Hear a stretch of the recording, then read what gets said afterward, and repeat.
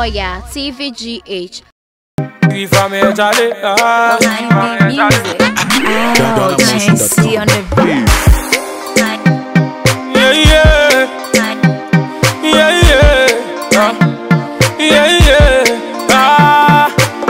me pesa me di wa every ghetto. Fresh girls for sing my song well. Who me pesa hi hello. Me na me V8 who said do mellow. Wanna be very popular and wealthy. Me buy one say God up.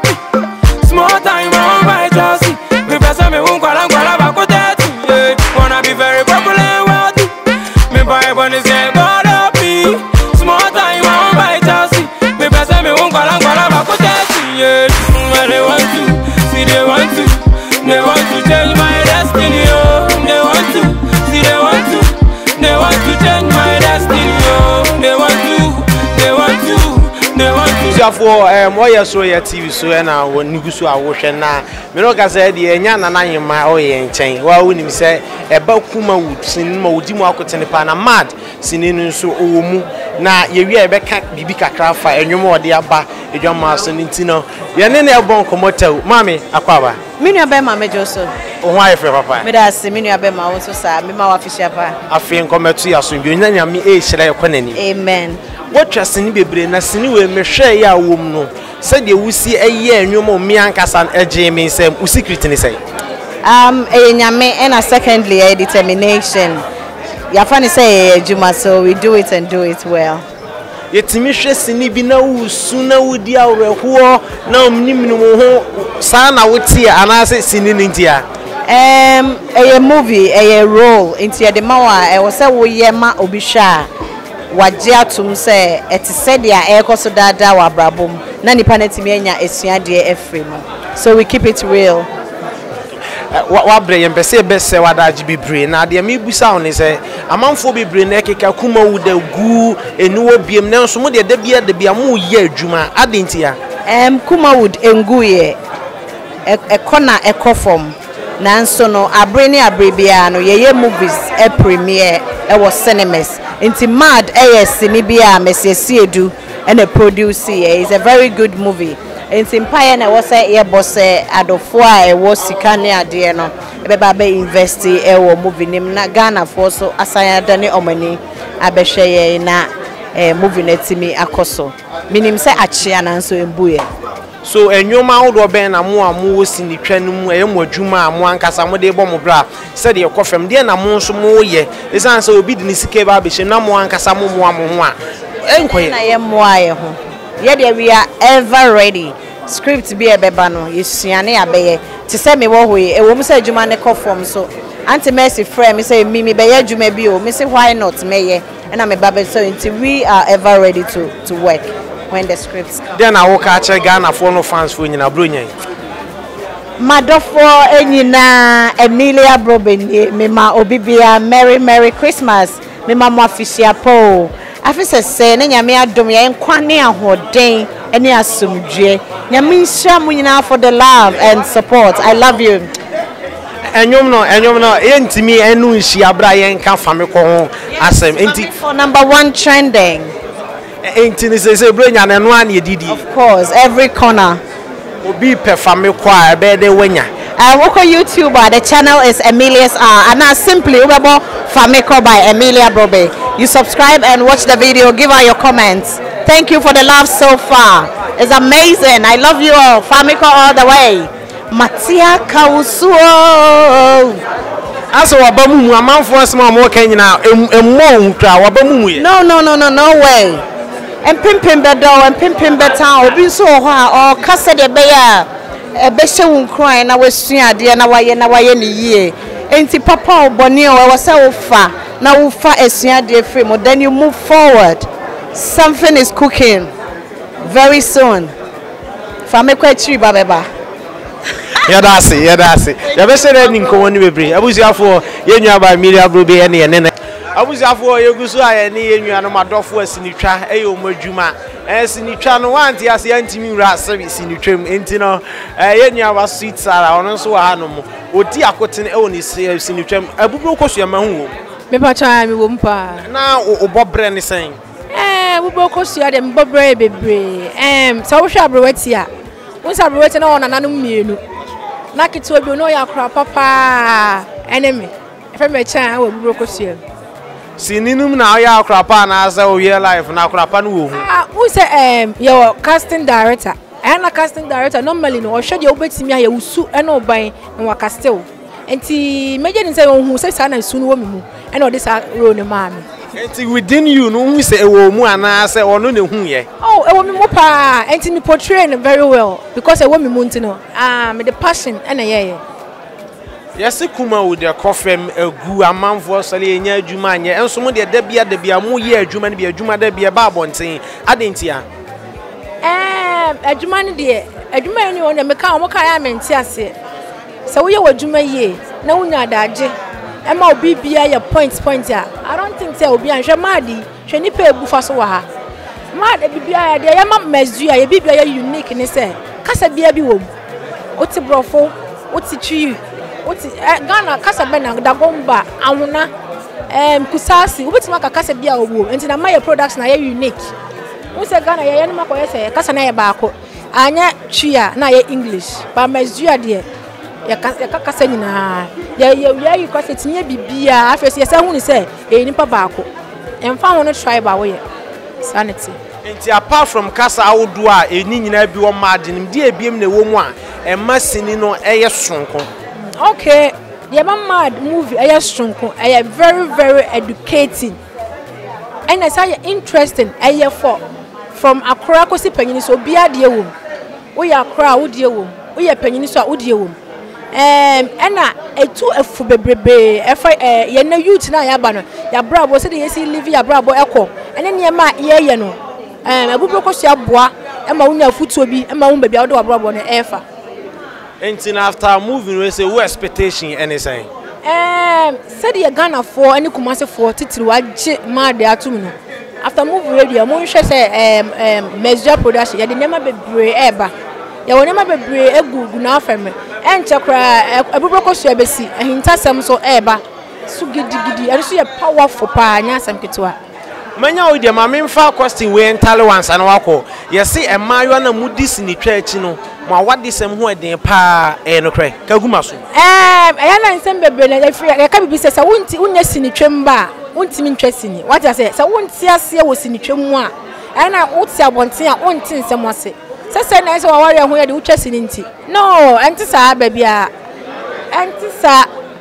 ata obsede obi wa ntwa sini so ware ho de man se wo sa enti de ntina ba wesi no sa ware ho ya de man ase mema fefemu ano mususo mu rorom ho nti no enka be ma se meme wale because me du koi me ma me koka so ba yo rorom ho TV so nti ase ama wale ho ya de amamo oh debi enti sa de nti na wo ka ne basa ne se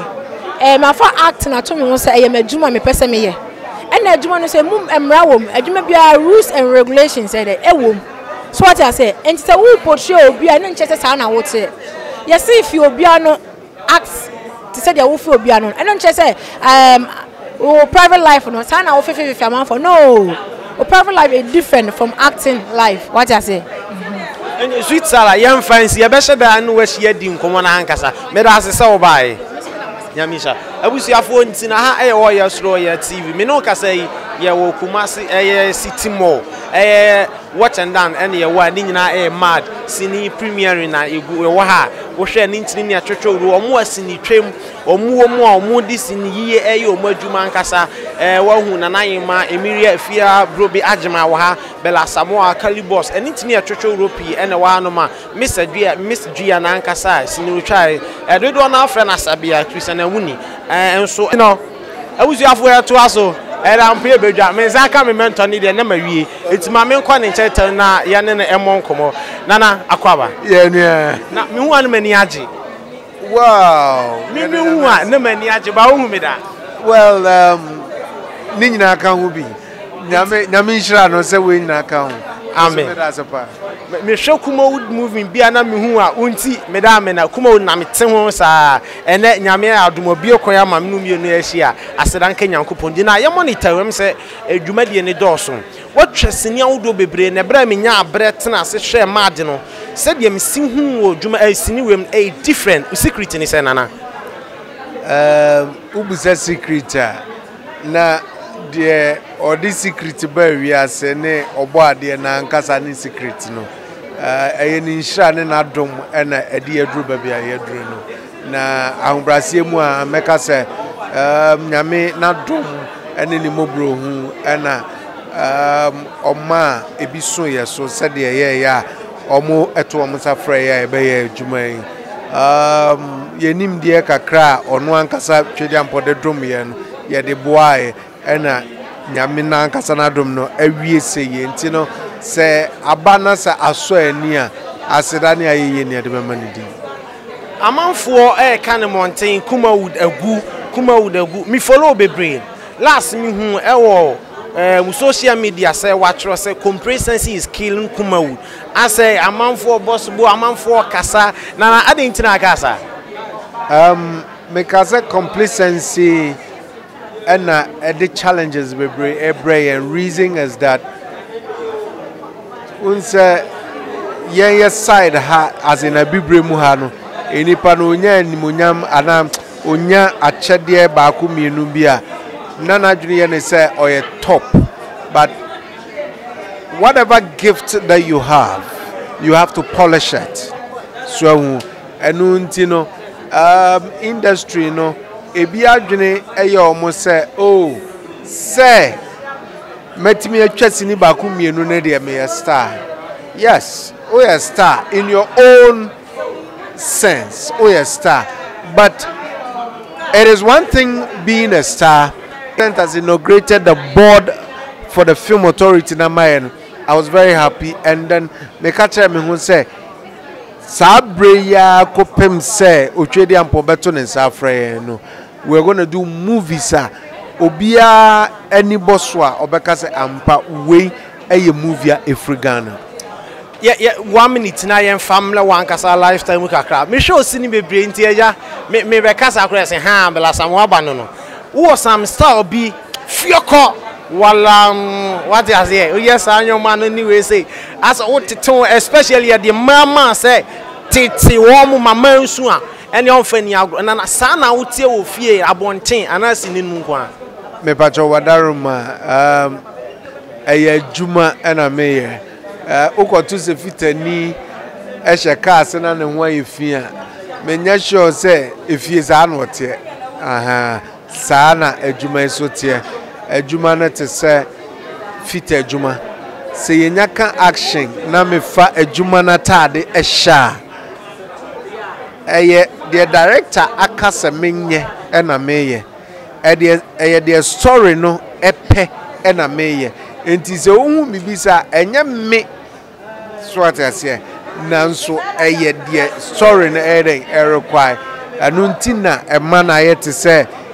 bia sana mtie badenya sana mtie mpacho na Christmas no final words to fans nyina yebeda o masene akachom se nyame nhira omo all these years omo adoyen omo abompa ya amayen enne afiaso yema omo afisha pa ifiri makumam ena meka cho bia se nyame nhira no odo amode adoyen ene mpa ya mo aba amayen adwuma we nya adwuma edafom eya juma eldne but mompai bonti no yatimi agina besi sabre ya na yesre ne se monkoso mompai maye na ahoden wo ho na nyankopon adom no wo ho de a ne mo ahwe no eno kra ya ahyase afa ne ebeye de efe echen de mo aye no mo ahwe no ama mo nti yeda mo se embaibo na hia nyame nhira mu nyina me nsoso no se akonya ne wo ho no ana mini wushi anka bo se me do chance de wadwene ye ono me da se pa God bless you abuzi afwana chese darling ben na na samu na atele nka no mi anka sa ye bedi nkomo achi na me da se pa nyame nhira abuzi afo ye guso interview na ekoso oyasoro ya TV so ni na Santasi TV na yensa ka yenua ba ahofesa e wa hanu me ne na ba bebo nkowo ye ya hwe abubro nkosu ya ne enim se konkonsa ni ba ko be champion ana wo ina mad senior na ye pound toma enso we secretary treasurer form obapa akwaba ye cha what senior do bebre na mad ne said na wudwumadi asitian sonko na abubronko so ya ne die enti ene ye hwe onko ade konkonsa ma ase onko anaye oh asamo wabisabi enye izo me akra na me dwen ho amintumi enti ase ba esinemu no yenhye obi enka se ne suban ni ansana yama ne role se on play what I say ye de maunko a e wo se utimi ye de e portray that same character na ye de amawo no enti na enye biti se ade ti se ye misu what I say ena ye de ama me but ye once ye de ama me se e wo se me ye ne de e wo se me se bio ukoto unam na se uhu se bodam ni abodam a e wo se wo hye na usua niema bi efri ne ho sanse wo yesi ni hyeni a wotisi ni chase na nko ade ye ma obodan ni sina anase role e wo se wotimi play that same role enti e peke eniema free baby ti once I ma me concern role ni de e wo se me so me kai fie baby a me ye raise me area na me wo enkonkonsa fo asebio ni me hu me na omo wo ho ana ene konkonsa wadida ene sebio konkonsa me nso medida na me de kebom na me de ye sinene ma ne ye fe enti na me portray that same character etime ma ne ye kama no ena mad no so na secretary room na mad ne sini bia e fe bro so mu secret pa ene say o mad sinene me secret mad ye ka say to be frank secret ni de ene me ka say wo Mazua movie production because the u pesini echa amanya yesi nyame boa de oboa no ho ene nyame on free stro enfansro man be hye wunsem nti once e wo se ofo obi so ma ne boa wo no wo bra wo ase a na wo sua ade afri mpain for wo ba Mazua movie production ye ma me Mazua me ma me mesiesie edu oni ni kunu na na Jima Bedidu a chese me hu bi da ma kwa say industry ni dem see uyi Miracle Films na uyi Mazua movie production me hu bi da secret ni nyina wo saa we na amaka chiro no wo be mo ye de wo be fa ekwan bi so ama chese wasua niema bebre secret na wo mo abo tu bro ho ase a omo di secret ni be ro wo mu ama wa peke ama na ye kama eti me nia me sua free omo ho no e na me portray man ye efe eti me secret wo me ma me ne me papa nsem ene me nana nsem me ma me ne me papa ye nana ohene yire my esiedu ene nana Jima Bedidu a e na me nana ye Miracle Films asa me secret free omo nchen ma me bisa we yese we no konkonsa na me no identifo aso e be me pa yese eye na mpese mu twese ni bia director ni bi pese omo ne mo from panza ne kre oh hell no na intisa eye nipa no wo eye ope to be frank na say wo be ka no kra ni me be ka no kra outside and I say enjuma bebre mu no ye wo enjuma bi wo ho no ma wo kwa directors no and I say managers and I say mpeinfo na ewom no ebi mu ni bi mu da eye ope enti ope me pew ena eno so enye bibi say e wo ho say me ne wo dance na maboa me hu ye nyina ye wo one industry efesa mo wa sorry dem na obi be hu ne yonko na obedono na mo ware wasunwem enti say ye wo one industry na obi hu na nani chew ho a say director ware wa enye boni enti say director hu na nani chew ho na say ne ono betna I don't think say there is not a like bibi wrong wo ho enti enye te say e bia je se chinchin aye no wada ansa na yabo na ene mi de mi hie bi da Miracle Films me call e me hu bi da Mazua movie production me hu bi da but me nim the other side of the industry but me ne mesua kakra e wo industry me say sa de na ebi nim but obi hu na nani che ho a so otimi approach you say see asabio me no ugina wani je obi hu a so betimi approach me ni je ho kra o ho kra good it who approach me enye bad what I say enti I nim ne say amanfo keka kasa omo what perception is say like omo ni amanfo de da before omo bebo na say ye who say acting ni e wo mu na wo deserve say ye mfa ma wa papa ye de bema because me am gina abubronko sua na America ni sa no me na minim ne ye de bema me dru ho an ye say koye we kodi ho nkonsa me na minim konkonsa kwa na minim say bia ye one scene bi na me kotwa da nyame nchade enam a script writer no so any assistant director any directors no mo ho ne crew na wo ho no omo bua ma bibia ye fine omo timi ma ye rua e deserve obi ade ma ne nsaka ne de nti me de ne amenim no Obapa ye be da ase ne de asiwa abrepa nti no e be mo akwa akopɛ nso obi anom na so adwo me ye da ase sa oba ye ahofe abusiafo nti no enua ba ye osa na ene ne ebo nkomo no ye me no kasa nso ye de ahofe ba akwa asa abrem we ye sa na mo fa mbofo ne ye si mu wura sinima mo fa ma ne tu mo hwe wo mo adentia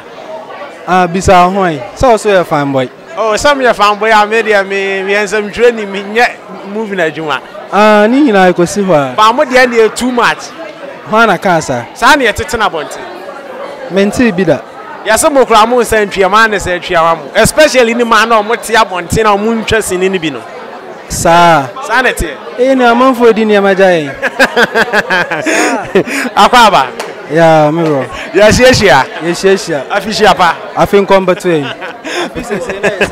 sa interview bi that's right nya me ne he me me unso what disini achi ache wa ye adwuma na che na sini we ya mo pam ntoma no se de amanfo ka wo nsem se sini we de ebi esu bi ma ada no secret wo mu pa anything.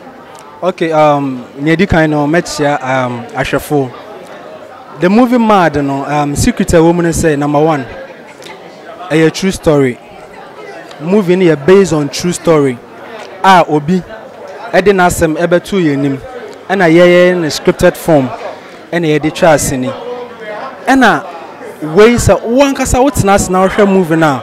You would realize say this is not that word and I quote say I'm gonna say Kuma Wood. This is a Ghanaian movie. This is a Ghanaian movie everybody needs to watch. And the secret in this movie, one no say directors, crew,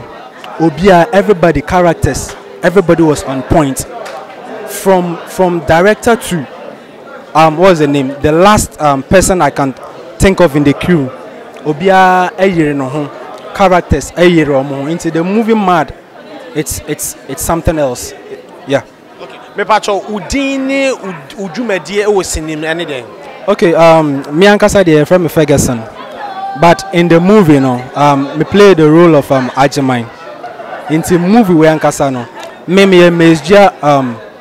product. What I say? Me ma many ohinere mesiasie do ba kope. And aside from say me act as Ajimine no, mesja production obamu so na Sansa ye nyabere nti no yate what's the name your officer ye di adwuma and I'm the secretary for the production nti no fie yeah efie ni fie nti na manfo kan se mi kuma wudagu sini na akofem na omo won se mebri omo keka but mo de da bia mo gusu amo ye adwuma mo de adwuma ba san kofa buburu nkosu ya mad na asefo aden mo nko amo osika gudem amo de ye adwuma na na asese nyame ena secondly so no adom nyame maktimi akana say ye slogan say ka say mesgia na ya gese yetimi ye bibia yen ye gidie ni say sini engui na emmomu no technology ena asesa into say technology asesa dia na yen so ya asesa yen san no into what we believe in is always the best into mesgia the yeniska that them we sacrifice and do whatever we have to do, then bring out the best in us. It's all about sacrificial work. Asma somni no final words Emma fans any mesgia fans you know. Okay, Xmas we see Obibiara me fans, the viewers out there, a happy Christmas and then a new year. I feel say na obia akoma so ade abam. And a mesgia for you so me catch almost say omunjina ye na ne eba no krampo no we emu nketwa. Next year 2020 is going to be bigger and better. Into your fans, your viewers, expect nothing but the best from us. I wish everybody a happy Christmas and a new year and be safe out there. Thank you. Thank you. abusiafo intina interview na ne guso a ye de mam na ha Kumasi City Mall watch and down na ye wo no ni nyina ye maame Mercy Asiedu ohene yire ni sini foforo de abadwa ma so mad na ye guso a ye pa wo abusiafo ye ne Nana Kofi Kakari na ehia wa hwe sankofa wa hwe bubronkosua wo hu no se ewo ni dwumadie a wo die wo sase ni nu mpani se sabia nya ado sabia buruka akum ye gene kokko num ye nya no na nkase ne ba be bonkomo ba akum ye nu bi abusa no amanfo keka se sini adwuma agu ye sie no ya deda ne aye na ye dadaada enso mu de bia mutiti so amode foforo eba adenti ya secret na ne se konfo be na mokọ no konfo bia ni ho ye nko konfo bia ho na mpanifo se emre dane a no adane ho bi so atiase sine adwuma ne ngusa enioma na asesa enti no sesa na ho so ntimi asesa won sa ebe ma sa ne be enti asesa yensa ene ye koye ne hunu kwan no ene nam so ne nguye ene enkoji aduru bia so ya mahwe abubronkosua mahwe sankofa ena masa hwe mad ase mad ni esini bia extraordinary abura adwene ntiase so aginsemo adenti amu secret o sa sini we na afa wiase afa na nyina pa enesen adwuma ye no bibia ya abotre ene adesua ese usua ade what you say na we discuss wem sini bebre hon ma ni hwa mu ase yenye bia na yenko saa ne ma no ene ku sini adwuma no but we no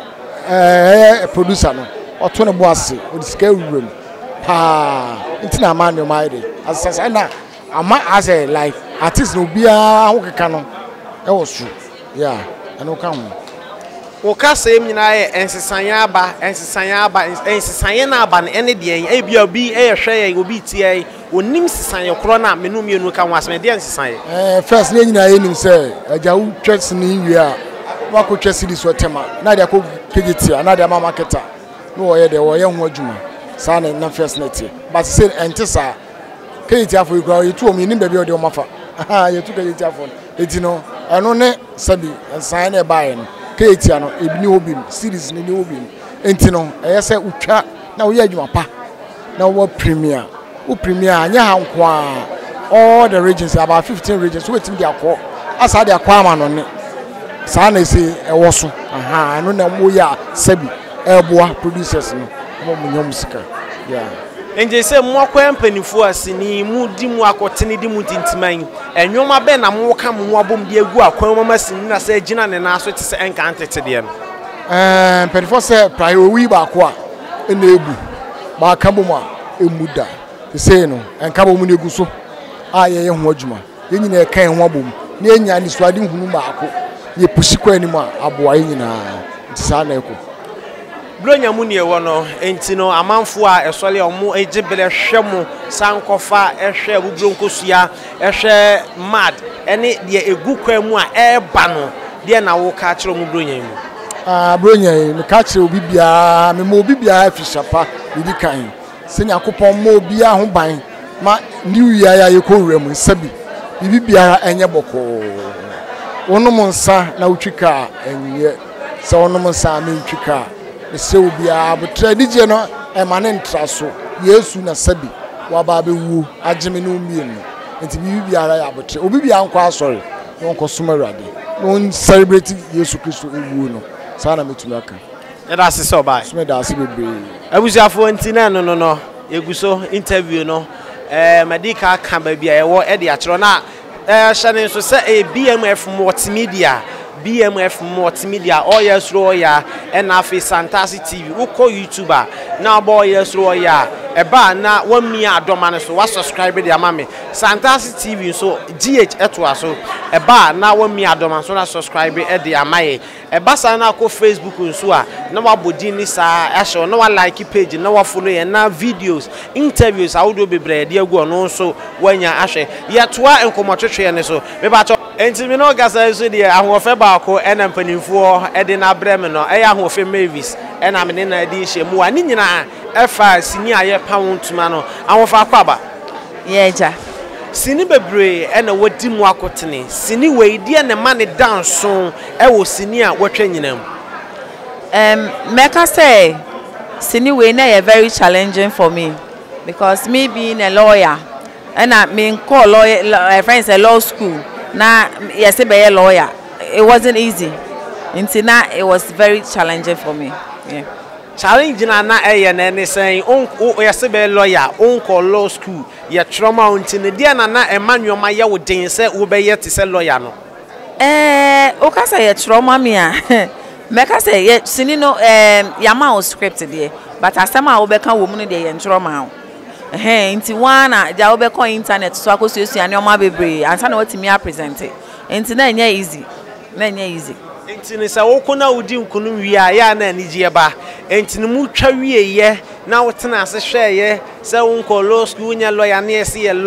lawyer ni watimi aye no wo hwe na anije ne yankeka ne tesen na mani agi bebre esan say me hwe me a me hu wo TV ne so na me hu say me hwe atare na me present me case na case no so me sa di nkonim na mani agi bebre ura sini no mu ache challenges be pa na wafam a eti wakoma e ma wunu so ura sini twam ene den meka say sini twam de me nu me hu say me ura sini twam me nu me hu but challenges there as an upcoming artist no ube face bebre ebi wo kwa akọ set so ansensem bebre ni ade but all the same ye ni ji adwuma no nti no na ja ye konko na ene na musa. Yes, directors ni bi tata mo shiam hotel ha blamino nko ye bibi am from pan sanam do atwa sanwoma ni bi aba wanim da. Oh truly me mo die me ras ni mo mi ko 8 years na me nhia bi da de me nhia bi da say director bi beka say wa ma me no anye say ya me nhia bi da. Yes man na mutwa sini no awale no edin se mu benya no kre sir. O sa ni ati yase mu na mu twesini na se mu pawale eti se de what yase eti se de what yase so on your person make na oh mehu but me when say even obi a lawyer na obi a teacher ni kura na se na ware ho de na ware ho de na se de was sini fo bebre o ma ware enti no nche se u twesini a na ware ho de no se wunye obi o te wase o te wadwuma na se a mo betimi aware na se ye nipa bebre o ma ware ana na me busa onua baako because as yasemu ro ho yesuso mu ya de motom paso ne bia me na ma ba be wale na oba me no tina kwablane do from power nimu ne na obi ehwe bi no eno enhamo eno tina na me ka cho say ye ntiase se nipa na obe ware no wote wase no wote adwuma na wo be ye na ase a e de ntina wontimi ware o enna say ye ka say ye ro ye ho e wo sinimu ne ade no wo be hu ni say ye ro ye ho enso so ro na ye ro ye ho ya nka sampo me ka say Mazua production kra de ye sini ye ro ye ho oba Mazua ye sini bi eni wa ye ro ye ho wo enti me be bia mawura ne de me ro me ho wo sini denti a me ni ema ni hia me busa omo fa aware ye ho no me pese mu amo hwe ye no munya ntiase ye say entisa because say wo tinimu poor perception bi say o manu mtwesini ni de sabia nya do sabia brusuban ni wo omuni suban o mabra bonye utie manu nyina nkomo mo so entisa entisa de omo ka say entisa ne anyi ntum eye adwuma no mela wate ase adwuma na asoma wo be da aka sa wonko na atefa akoso ye so mpebere wate ase wa mpebere nso na ansa shobotum abonsa mepa adwuma ma wo ti ani anuano manu ntum say nyese omuni suban ntino munya wale na oba be ma kwofo oba otwaseni ba asew entwantuma isubu nkumafo na mompam ya mpene anyway monte sa asem na se ye obronyam ye kọ fans eno omo hwe media production dia na akachọ me wish you obi a Merry Christmas yes busumi we mu ne de ya na Ghana for ta de tu etrim se busumi we ni o man so hwe ne ade wom enti de meka ta obi an se obi an hwe no ho su yie upie na oba na obehwe ma de wie fa ni gie na fa asum bie fa kofi ya da so bai me so me da se abusuafo na enyu aba ho fe me visi nti wo hwe ma de a wono ena na eye lawyer ewomu aja obi a onko law school da onim hwe fa law ho nanso enam adwuma no nti ya se on force no onye lawyer ampa osua ade no sinibo eyeye na o kire musu asininim no odi nkunim ewom yeguso interview no sama wodo pi na ye de eblo o ma ramfi ese obe subscribe to your YouTube channel no Yes Royal TV me no kasa idea me cameraman me angasa me bra pani opon na afi media manager brother Yima director himself Boama Francis we say Money Fresh ono midin edit Dexon appear me presenter BMF multimedia abusuafo empaniaka to omusi baabi enwusie free baabi an na eja ewo honomo senior wo hwe ya amanfo eka ho asem mad aginsemo amanfo firi onkro so monten so agitwi agibum a omo ba behwe edin wa danse no se bi enya ado nya fiti ya ene ba TV so ema ye hwe obi na tenase ede nyomagu akwam ema sini ne ba me kire director a obo ama adwumade no nyina tumi ba some power ena me sa aka no ewanom openika se akwaba super me pacho senior manfo ka bra adwin ben na wunya ya udi etro senior na asa udi eye sini we hu adwuma oh okay the bit me aka no say I say okay say adwin do nyankopon na ma adwin what you say adwin ne dey ho a wa discover there am but in everything no God first so you know I believe say your concept be as well with different creativity different mind that it me dey movie e man Tony pa adwin mo no I believe say nyankopon and this direction here edeba in everything no I will give thanks to God na do movie no patronizing for any ache ho ekoba na ade but ina no say nyankopon na boa e ma etimi here because me kwama ho de dey bitimi fanye de emfanye patch what you say o ka say nyankopon na o aka so yes mu penu sempa oh o si yes penu sem enu sem asin na makonfo so malamfo so no krai me de minim de se bia se asono bia in life wo gina hoyi minim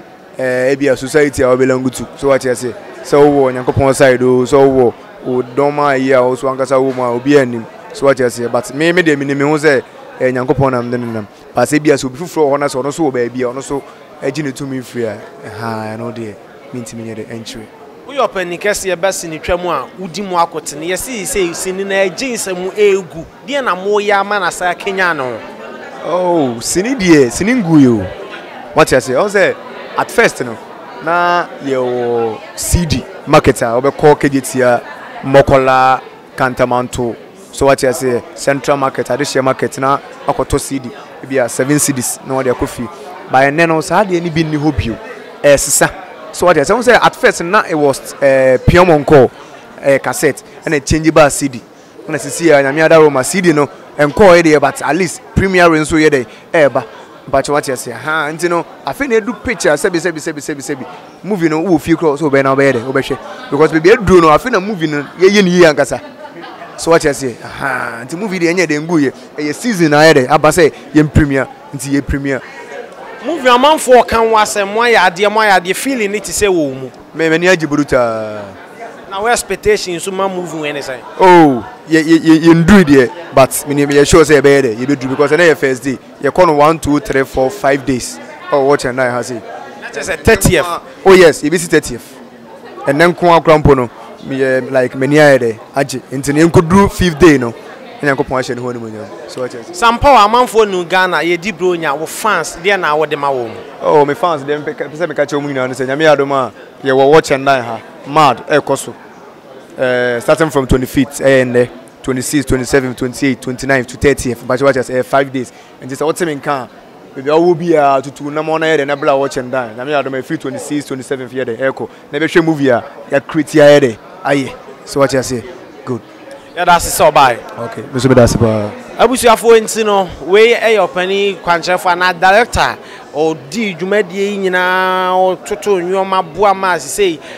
movie aba amanfo efile chinchin bench ya o mo hwe di nwa danse amanfo fa futu ofiri ma mayo na sabi enya do sabi eburumuti ani amo amontumi anko school no momfa abusua ni sika enye bibi ma mo na sabi o